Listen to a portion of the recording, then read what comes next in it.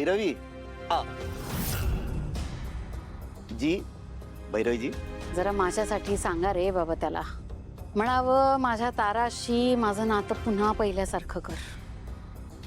एका आईचा जीव कसा तळमळतोय तिच्या लेकीसाठी. तेही आम्हीच करायचं का भैरवी जी? आळशी झाल्या तर भैरवी जी, बालमैत्रिणीकडे राहून राहू. हाकेच्या अंतरावर देव आहे. आणि मी तर असं ऐकलं होतं की कलाकारांचं डायरेक्ट कनेक्शन असतं देवाकडे. आईकडून मी ऐकलं होतं. पण सध्या नाही न ऐकत तो माझं. तुमचं ऐकतोय. तुमच्या पदरात बाळाचं दान दिलंय त्याने, म्हणजे तुमचं पुण्य थोर. तुमचं ऐकेल नक्की. तुम्हीच सांगा. माझ्याकडे अजिबात वेळ नाही आहे भैरवीजी. तिला विचारलं तर ही पण बिझी आहे. ते जाऊ द्या. त्या डॉक्टरांचं नाव काय ग यांनी रेकमेंड केलेलं? डॉक्टर साखरे. साखरे. भैरवीजी,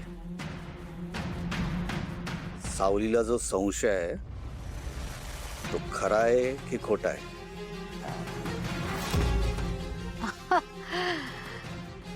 काय राजकुमार, तूही त्या सावलीच्या म्हणण्यात. अरे बावळट आहे ती पोरगी.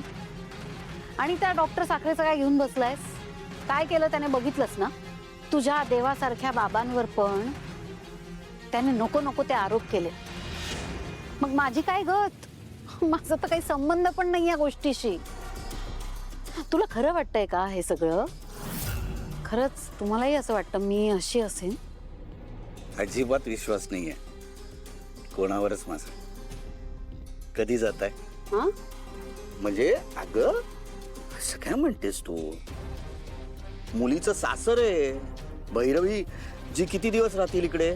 बालपणीचं मैत्रिणीचं घर नंतर. आता सासर महत्वाचं नाही का? मुलीने जर माफ केलं, मनापासून स्वीकार केला, तुम्ही लागोलाग जाल ना घरी. हो हो, मी जाणार लगेच. एकदा का माझी तारा माझ्याशी बोलायला लागली की मी लगेच जाणार इकडनं. माझंही सगळं तिकडं माझ्या घरी रियाज वगैरे सगळ्या गोष्टी खोळंबल्यात. माझं इथं सगळं वेळापत्रक बिघडतं ना. बघितलं, तुला सांगत होतो ना, या मोठ्या कलाकारांचा सहवास फार कमी लागतो. हा, तुला यांच्याकडनं काही गाणी ऐकून घ्यायचेत का? लगेच ऐकून घे. मी समजवतो ताराला. तुम्हाला ती माफ करेल. तिला समजवण्याची जबाबदारी माझी. त्यांची बॅग पॅक करायला घे. आता हे फार दिवस नाही राहणार या घरात. की चिडलाय? चिडलेलो नाहीये सावली, पण जे काय घडलंय त्यामुळे नाराज आहे फक्त, बस. मग तुमची ही नाराजी घालवायला तुमच्या बायकोला काय करावं लागेल? तुझ्या कामाकडे लक्ष दे फक्त, बस. तुझ्या रियाजाकडे, तुझ्या रेकॉर्डिंग्सकडे लक्ष दे सावली. हे बघ, या सगळ्या गोष्टी ज्या घडतायत ना, ह्याचा शोध लावू आपण, पण त्याला वेळ लागणार. घाई करून नाही चालत. सगळं होईल नीट. फक्त ताराने त्या भैरवीजींना स्वीकारायला हवं, म्हणजे भैरवीजी निघून जातील घरातून. बाकी ते गुपित काय आहे ते कळेलच लवकरच सगळ्यांना. पण सारंग सर, ते गुपित आहे की नाही हे ठरायचं आहे ना अजून. ह्या हट्टीपणामुळे मी नाराज आहे सावली. वेळ दे जरा, होईल सगळं नीट. सॉरी, पण तुम्हा पुरुषांना जसं संकट दारावर आल्यावर कळतं, तसंच आम्हा बायकांना येणाऱ्या संकटाची चाहूल आधीच लागते. काय करणारच पुढे? एक धाडस करणार आहे मी. कसली? तुम्हाला सांगेन नंतर, पण मी तुमच्या विश्वासाला तडा नाही जाऊ देणार. परवा तुझं रेकॉर्डिंग वगैरे काही नाही ना? नाही का? होळी आहे होळी. तुझ्या हातची पुरणपोळी खायची आहे मला. ठीक आहे. ही सगळं योग्य आहे. मला सगळं मान्य आहे. एकदा का ते त्यांना पटलं की ते आपोआप निघून जातील या घरात.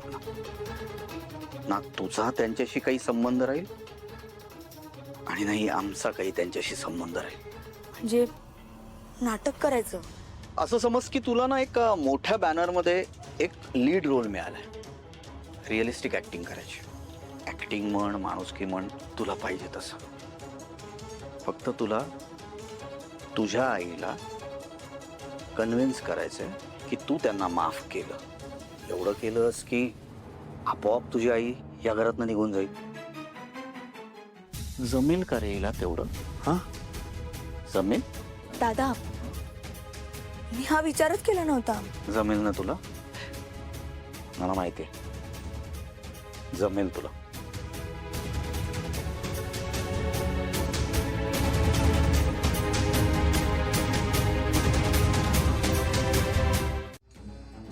म्हणजे तो तिला नक्की मनवणार, मला खात्री आहे. पण आता जर खरोखरच ताराने मला स्वीकारलं तर मग मला इथं राहायला कुठलं कारणच उरणार नाही. नाही नाही नाही नाही, तसं व्हायला नकोय. मला आता पुढचा प्लॅन लवकरात लवकर सुरू करावा लागेल. वेळही खूप कमी आहे माझ्याकडे. काय करू?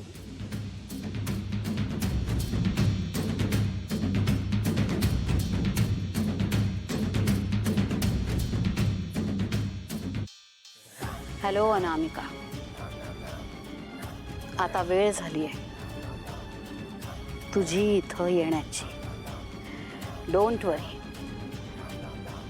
तुला सूट होईल असं सगळं बॅकग्राऊंड इथं तयार आहे. आता तुला फक्त एंट्री घ्यायची आहे आणि इथं आल्यानंतर तुला काय करायचंय, कसं करायचंय तुला माहितीच आहे. तेव्हा आता माझ्या पुढच्या कॉलची वाट बघ. लवकरच भेटू. See you soon. बाय.